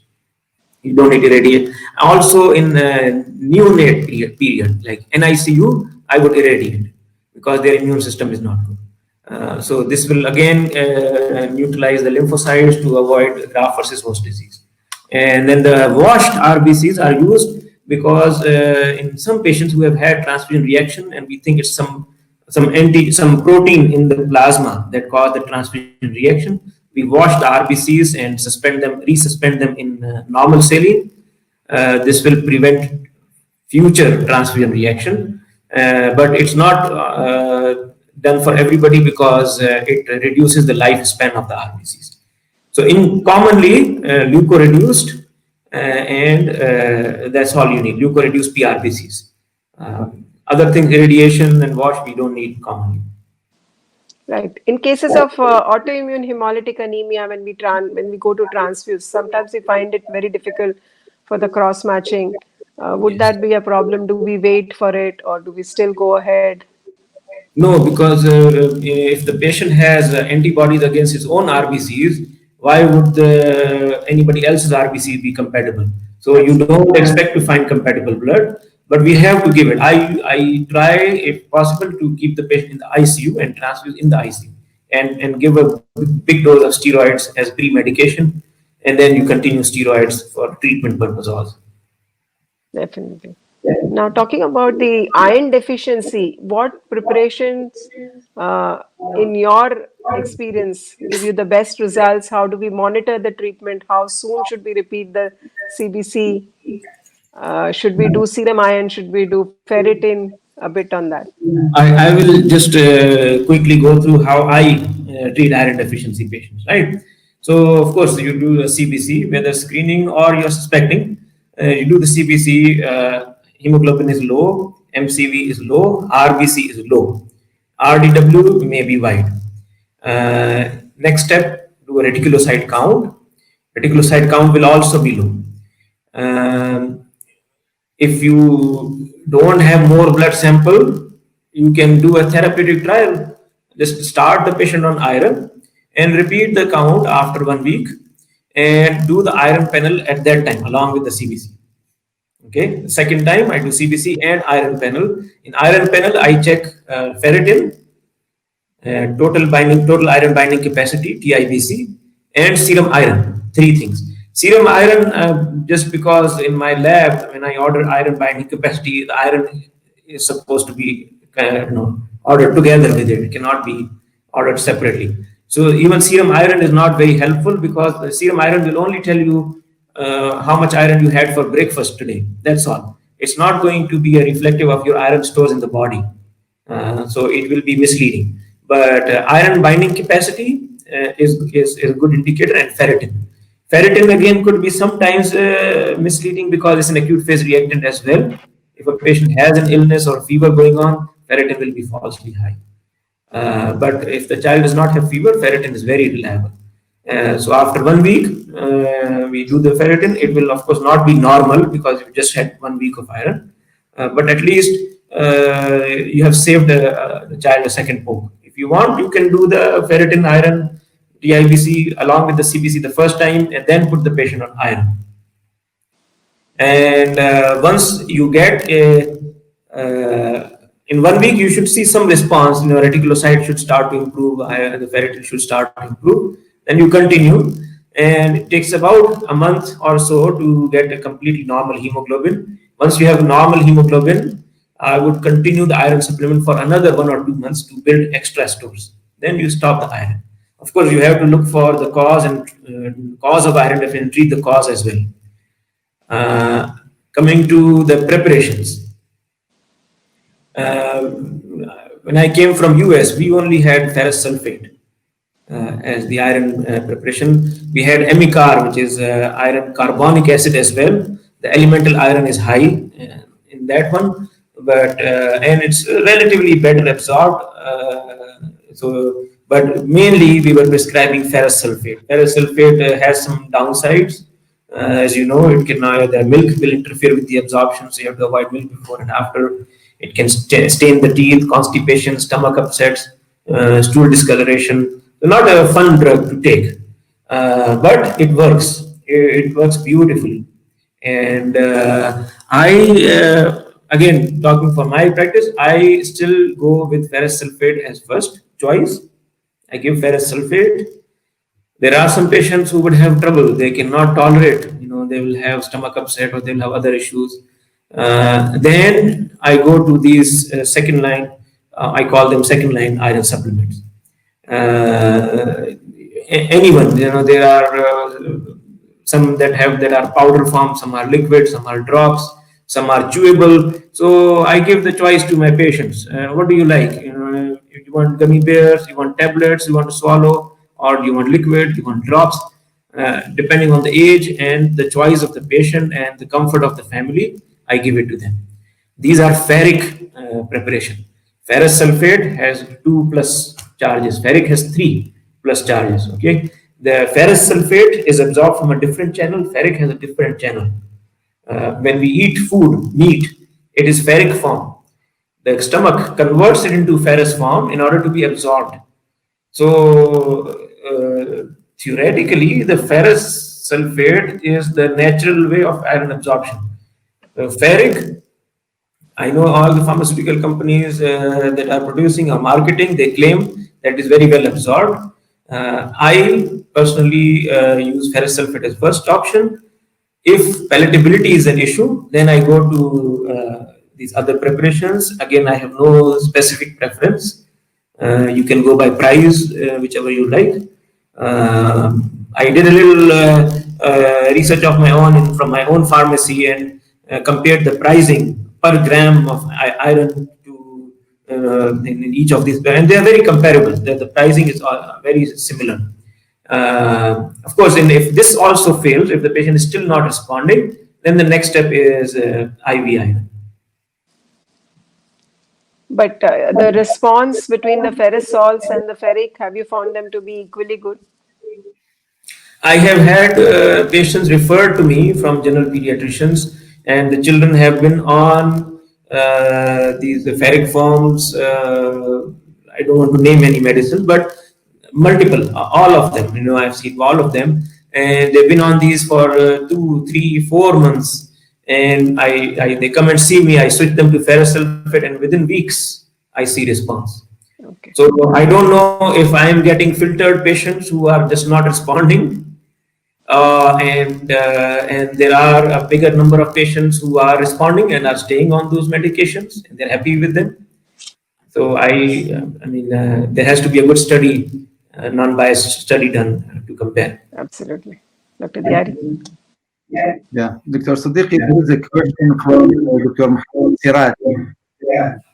Why GCP deficiency affects only RBC, while enzyme deficient in other cell line like platelet and white BC?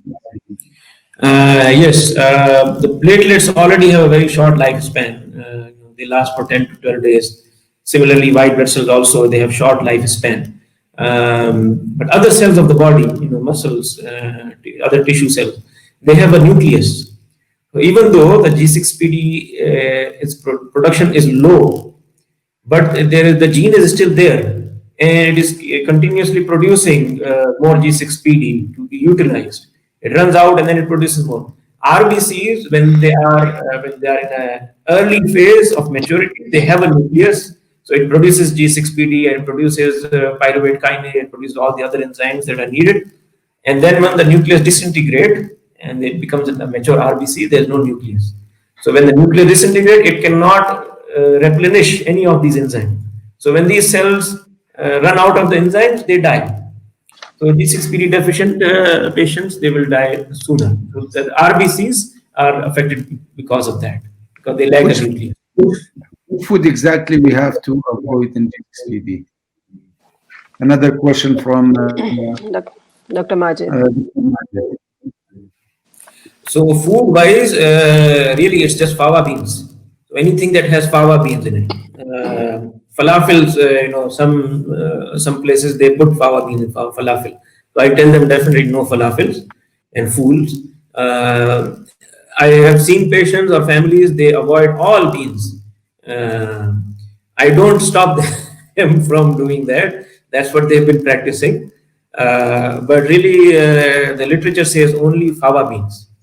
The mothball, naphthalene balls are very bad for these patients. Even the smell can trigger hemolysis, so they should avoid that. And fava beans are really very damaging, because even the smell of the fava beans being cooked in the house. So you should not even buy them. Don't even bring them to your house. Nobody should consume fava beans if you have a patient with G6PD. A very hot question, and nowadays in this pandemic, what we are looking in COVID patient and the CBC, what we are looking for? I don't know the answer to that question. I have a limited experience of seeing patients. We are in the process of looking at the data, but mostly adult patients in our hospital with the COVID patient with the COVID-19. Mostly, I saw high platelet count. Not sky high, 500, 600, 700,000 platelet count. But on adult side, and some of the pediatric patients also we did coagulation studies, PT, PTT, and D dimers. D dimers were sky high, very high. Like D dimer, our upper limit is 250. I had a 2-month-old baby with 4-month-old baby with 600 D dimer. Another 1-year-old child that was a oncology patient on chemotherapy, asymptomatic, but D dimer was 700. I don't know if this is just as an acute phase reactant or they are actually having microthrombi, which is seen in adults. Adult patients, if they have high D dimer, they straight away put them on antibiotics. Protein is usually high, what we saw. But in CBC, we saw a lot of high monocyte. I don't know if you have that experience or others. High monocyte was in CBC, Okay. and it was high also. What about lymphopenia as a prognostic marker? For what? Lymphopenia As a prognostic marker for marker. Yeah, quite a lot of reports from adult literature. I don't know whether you saw it in children. in COVID patients, you mean? Yes, yes. Okay. No, I did not know that. Okay. So moving on to hemoglobinopathies, first a comment by Dr. Krish, who says he has seen a lot of cases of hemoglobin D, LA in this country, quite a few of them. Okay. Yeah, and alpha thalassemia trait genetic test, is it important to diagnose? I think you have covered that already, I suppose. There's a question by Dr. Nasma asking how to interpret hemoglobin F, which is high beyond 1 year of age. So this is a condition called hereditary persistence of fetal hemoglobin, HPFH. This is protective or helpful in patients with sickle cell disease. I saw. I used to have a lot of patients in sickle cell disease in US, and some of them clinically did very well. They would barely have site pain crisis, and they would barely require transfusions. Baseline hemoglobin would be better. And when we did the test, they had very high fetal hemoglobin, up to 20-30%, even in like much older ages. That's a condition called hereditary persistence of fetal hemoglobin. It's just a genetic disorder which is protective in certain conditions, but otherwise, without sickle cell disease, it still does not affect you. The fetal hemoglobin is still able to carry oxygen. It has a little bit a higher affinity for oxygen than adult hemoglobin, but it still does the job. So, yeah, if you find it, it's just for academic purpose. It's an interesting thing. The question that was raised by Dr. Nubi in DPC the other day about finding hemoglobin SD. Now, what she really wanted to know was when to repeat and when to do the confirmatory test. And should we be waiting for 3 months or 6 months? Why do we do the test after 6 months in thalassemia cases? So the way I have understood from reviewing newborn screening results is if there is a suspicion for homozygous, they will report it. They will say that, oh, this patient has SS, homozygous disease, because we did not find any hemoglobin A. Then you have to repeat it right away if we are suspecting SS, homozygous disease. When they say SD, found, they are referring that there was A also, there was F also, and then S also found. So it's a straight patient. If you happen to have a CBC or a hemoglobin level from the newborn period and it was normal, you can, and the baby otherwise clinically is doing well, you can just watch. I usually wait for 6 months. Tiny baby, you have to poke and you still don't get samples. It's just a headache, and again you still have to you do that and you tell them, yeah, it looks like a trait, but I still have to repeat it after 6 months or 1 year. So it's just better to wait for 6 months and do it at 6 months. If it's a homozygous, you have to repeat it right away, put the patient on penicillin prophylaxis, etc. So S and D, they're probably referring that it's either S or D, not both. A question from the email, not here in the webinar, that vaccination cause autoimmune hemolytic anemia. Can you repeat the question? Vaccination can cause autoimmune hemolytic anemia. Oh, I I have I did a case report during my fellowship for ITP. A patient got a rotavirus vaccine and then developed ITP. So autoimmune thrombocytopenia. Autoimmune hemolytic anemia, I don't know. I haven't. I have to look it up to read if there are any case reports. But there is nothing. Even that ITP was not. We could not prove it. Prove it, yeah. We cannot prove it that it was from that. It could be just a coincidence. Yeah, coincidence. Yes, and so there are no known risk. Positive. Vaccines. Yeah. And Can lactoferrin be used for treatment of immune deficiency anemia? Lactoferrin? Lactoferrin. Yeah. What is lactoferrin? I don't know. This is the question, lactoferrin. I don't know also. Sound like an iron supplement? I don't know. I don't have any idea. Yeah, I don't know that. No. Thank you. Yes, Dr. Kaplan. You are muted, Dr. Kalpan. Yeah, Dr. Mohammed Ashraf would like to know, in a 10-year-old female child with macrocytic anemia with normal folic acid and vitamin B12 levels, what could be the other causes and how to go about investigating such a case? 10-year-old child with microcytic anemia. Macrocytic Macrocytic, anemia and B12 and folate are normal. normal. Okay, so the other cause of large MCV or large cells is high fetal hemoglobin level. If the fetal hemoglobin level is too high, it could be hereditary persistence. We see that in patients who are taking hydroxyurea and some other medications. And sometimes it could be a sign of some uh, like in diamond blackfen anemia, we see a higher fetal hemoglobin level. It could be some bone marrow condition or bone marrow failure or evolving bone marrow failure condition. So check the fetal hemoglobin level, and if it is high, then you have to investigate further and do a bone marrow biopsy. Okay. Moving on to hereditary spherocytosis, do we still consider osmotic fragility test to be the gold standard?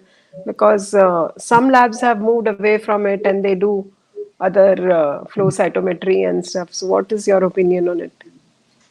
Yes, so I still do osmotic fragility testing. I would still consider it as gold standard. There is a newer technology called ectacytometry. It is a kind of a more evolved form of osmotic fragility, but not available everywhere. And what they do is it's kind of like a concrete mixer. The big truck that you see on the road, similar like that. They suspend the RBCs and they can change the osmolarity of the solution with the RBCs. But at the same time, with the rotating effect, they also cause a shear stress on the cells to pull them, and that detects there. And then there's a light passing through, a laser passing through each cell to detect when they hemolyze. So they're more accurate in detecting not just hereditary spherocyte but other conditions like sickle cell disease and other membrane defects. Flow cytometry also is used. I still go by osmotic fragility. Yeah, Okay. flow So, cytometry no again is not. advantage of these newer techniques over osmotic fragility? Any advantage? No, the flow cytometry is going to look for certain markers on the surface of the cells. So in hereditary spherocytosis, the surface is smaller. The surface area of the RBC is smaller. So that's why on the biconcave disc it becomes a sphere. So in the process, they lose some of the surface markers and some proteins from the surface. So that's what the flow cytometry is going to catch if there are certain markers missing. So I think it's not going to be very reliable. Okay. I've seen studies where they have shown very good correlation to osmotic fragility, but really they're comparing it again to osmotic fragility. So if you have osmotic fragility, do osmotic fragility. Fine. What about the other? The questions are many. So if we want to catch up, we have to make the answers short also. I'll try. So there is a question regarding storage and transportation of CBC. Value will be changed if we are delaying transport or storage of blood sample. CBC will be changed. Not so much. I mean, unless you're repeating it like you're doing it next day or something, it shouldn't change much. Okay, there is a question from Dr. Ayman regarding I want to GCSF. interrupt. Sorry, I would like to request Dr. Sideri to give rapid fire, the short answer so that we answer, all the questions will be answered. So please go a bit fast. Thank you very much. Thank you. So Dr. Ayman wants to know when to treat with GCSF. What are the indications? If a patient has a low neutrophil count, that's when you treat GCSF. We of course treat them in chemotherapy patients, but autoimmune neutropenias, chronic benign neutropenia, if the patient is having problems, bacterial infections, recurrent infections, mouth sores, hospitalizations, that's the only indication, not all the time, or there is a severe congenital neutropenia. Dr. Abdul Wahab wants to know what is the effect of tea drinking, especially in toddlers, on iron absorption. It reduces the absorption. Yes. So avoid tea, especially if they are on iron supplement. Okay. Dr. Diari. Yeah, Dr. Sadiqi, now before finishing, I mean, for surgical, now what's, for example, you said that for a premature baby, up to 7 is acceptable. But this is if he wants to go to surgery. So is this still acceptable or we have a cutoff, you know? Yes. So the physiologic drop occurs around 6 week to 7 week of age. Yeah, so if by 2 months he is, for example, 7 and he's going for surgery. I mean, it depends on the kind of surgery you need. If you think there will be a lot of blood loss, you might want a little bit higher. But usually they're okay. They should be okay. You can go through the surgery. Post-operative, take a CBC. If it's below 7, then you transfuse. Thank you. What is the importance of monocytosis in the CBC? Yes, monocytosis could be reactive, okay, but it has to be repeated. You cannot just ignore it. And if persistently high, it could be something more serious, there's a condition called juvenile myelomonocytic leukemia, JMML, or chronic myeloid leukemia.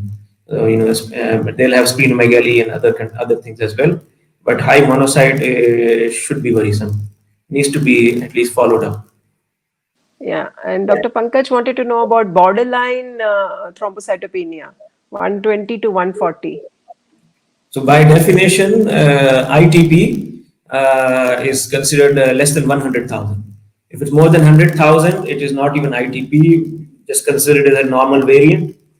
If they're not having any bleedings, and just leave it alone. Okay, there's a question about diagnosing infantile leukemia and the prognosis. Okay, that's beyond scope of this study, this lecture. But leukemia, especially ALL, if it is between ages 1 and 10, it is considered standard risk. More than 10 is high risk, and less than 1 is again high risk. The treatment is more intense. Prognosis is not as good. Actually, prognosis is bad for infant ALL. Okay, significance of very high and very low ESR. I don't know very high or very low ESR, but not sure. I mean, low ESR, I don't think it matters unless there is anemia. If the patient has anemia, that would cause low ESR. High ESR usually is acute phase reactant infection. Fair enough. I think most of the things are covered. Sickle cell anemia, I wanted to know about parvovirus. Say that again. Parvovirus, why does it have this virus have an affinity to cause aplastic crisis, or is it like viruses across the board? The parvovirus mainly is known to cause bone marrow suppression. If you and I get it, our bone marrow also gets suppressed temporarily. But because our RBCs are normal, they live for 4 months. We don't develop anemia. The lifespan is normal. But if if a patient with hereditary fever have sickle cell, where the lifespan of RBC is short, they are the ones who will develop severe anemia. Am I audible? Yes, yes. I want to give one comment. Dr. Sidri, you said about paracetamol and ibuprofen in G6PD because in some of the texts they mentioned acetaminophen not to be given. You mentioned to be given. I mean, we are sure that there is no harm. We can give acetaminophen. That is clear. Yeah, so they are saying it is possibly a harmful kind of medicine, or basically not even possibly harmful. They are saying it is possibly safe. That's the category the Panadol and Brufen is. They are possibly safe in G6PD deficiency. Regarding question COVID and CBC, they say in COVID, if you are suspecting if lymphocytes are low, absolutely lymphocyte is low, this is a bad sign and you have to follow the patient seriously because they are the one going to problem. So lymphocyte is very important in COVID and absolutely lymphocyte count if it is low. And regarding about the tea and hemoglobin, especially adult, they say ladies after food should not take tea, but men can take because the iron level of ladies due to menstruation, other thing is low. So ladies better to avoid. But man, God has given this. Permission we can take. As I take about 20 to 30. They can Well, there's a question from Dr. Khalid. He wants to know in what condition HbA2 will be lower than normal in hemoglobin electrophoresis. Sometimes in iron deficiency we see that, and then once you correct the iron deficiency, it gets better. Okay. That's the only condition I can think of. Right. There is a beta thalassemia also. So there's a beta thalassemia where the beta gene is deficient. There's a beta delta thalassemia where both genes are deleted. They are next to each other. So there you will see a lower hemoglobin A2 also. There is a question from Adnan Hariri, Dr. Adnan Hariri, which is a patient with neonatal hemochromatosis due to gestational immune liver disease, and he is having persistent anemia with low rickets and hypocellular marrow.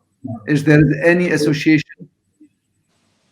The patient has hemochromatosis. Hemochromatosis due to gestational alloimmune liver disease and low rickets with hypocellular marrow. So any relation? I'm guessing if there's chromatosis, there's probably just iron, hemosiderosis in the bone marrow itself, probably. Bone marrow. Yeah. So it should be like pancytopenia also. Probably they will develop pancytopenia. Yeah. Just need to correct the chromatosis if you can, the hemochromatosis.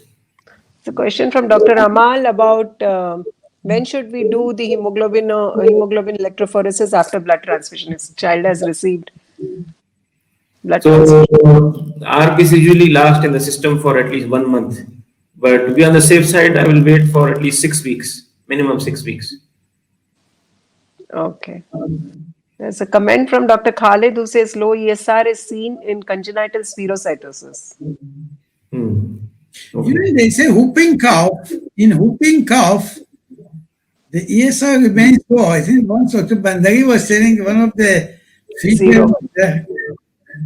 I would like to tell another thing about. I have a patient. Whenever this child took green plum, got features of exactly G6PD, but no laboratory evidence. I went and did research. I found that in one textbook of the fruits, I found that this green plum causes features exactly like G6PD. And this is there. I had a patient, interestingly. No, if we don't have a question, if we have a question, we can go 5 minutes more. If we don't have, because people are waiting for the draw with good prices, so whenever you decide, we can go. We can request Mr. Tawfiq to go for that. I think we have covered almost everything, all the questions So from the I would audience. like to thank Dr. Sidiri for excellent presentation, discussion, Dr. Diari for the good panel question answer, Dr. Kalpana. Really, I enjoyed myself. I would like to thank our viewers staying up to this time of the night.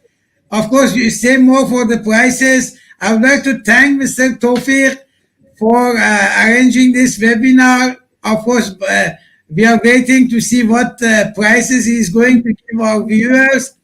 Again, I would like to mention on 28th of this month, we are having another webinar with CME all about vaccine. Over to Mr. Tawfiq to give us the prices. Of course, we are not included to receive the price.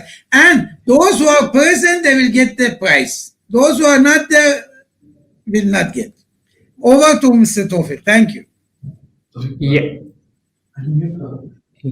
So once the name is announced here, so whoever is present, so I just ask them to like raise their hand. Okay, they can do it in the chat section so that we know that they are present there.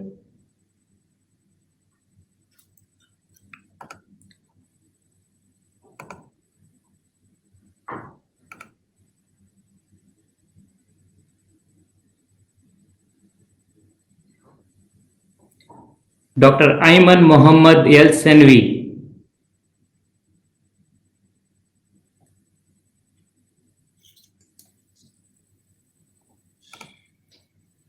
10 seconds we will wait and then we'll go. Yeah. Is coming? Okay. So it's not there. The second one is Dr. Anjan Madasu. Oh, Hematologist, hematologist. Congratulations, Dr. Anjan. Dr. Anjan Madasu.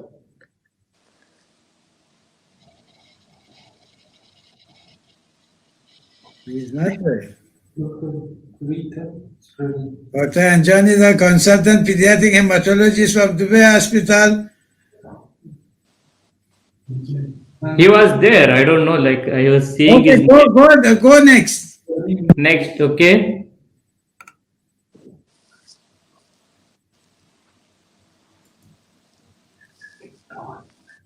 Dr. Rinsi Anil. Rinsi Anil.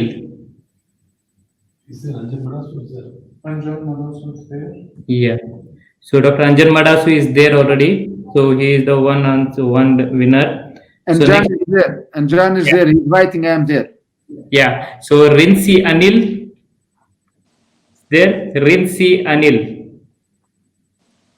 Rinsi Anil. I think if it goes like this, we will take all 5 of us, we'll take the prizes and go. So next.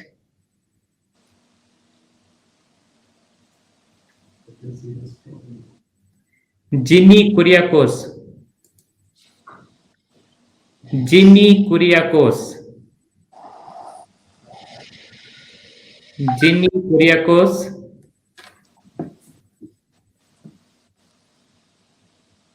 Ginny Kuriakos. We'll go again. So we'll have total 3 draws. So one is already done, Dr. Anjan Madasu. We're waiting for the next 2. Runeth Ventura. Runeth Ventura. Runeth Ventura. Runeth Ventura. Next. Next.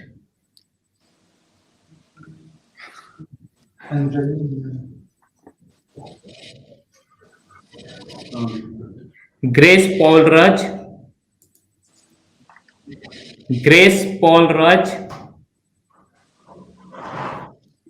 Grace Paul Raj. Runeth Ventura is present. Ventura is present. Ventura is present. Okay. Congratulations. Congratulations. Just note down the names. So let's go for the last one now. Grace is also present. Grace is also present. Yes, Yes. So all 3 done. So congratulations, all of them, especially Dr. Anjan. So what are the gifts now? Suspense. It's suspense. So It is, inshallah, Surprise. it is very precious. Mr. Tofir is not announcing it. inshallah, we'll deliver to your hospital, to your clinic directly, doctors. Okay. So with this, we'll come to the conclusion of the webinar.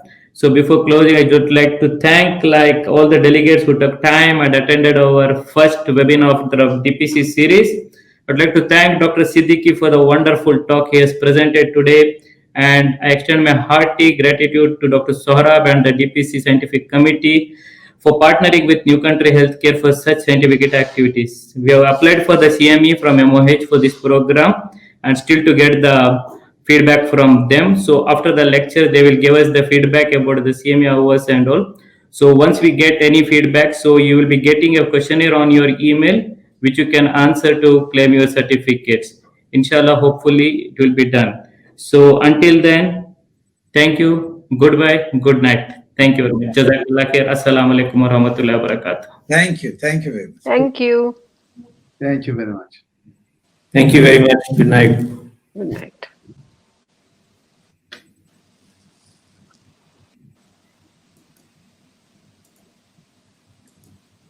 And